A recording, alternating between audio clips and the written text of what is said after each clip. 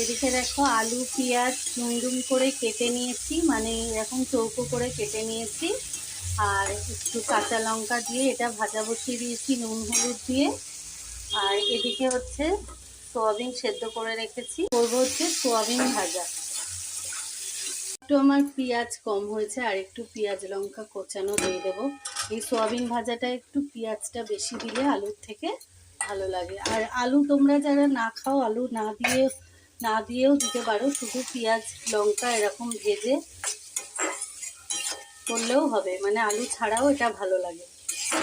আমাদের যেহেতু আলুটা সবাই খুব ভালোবাসি, সেই জন্য একটু অল্প আলু দিয়েছি। হালকা ভাজা হয়ে গেছে, এবার সোয়াবিনগুলো দিয়ে দেবো।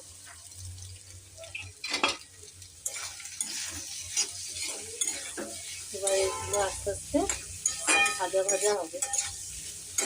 এটা দেখো আমাদের সোয়াবিন ভাজা হয়ে গেছে।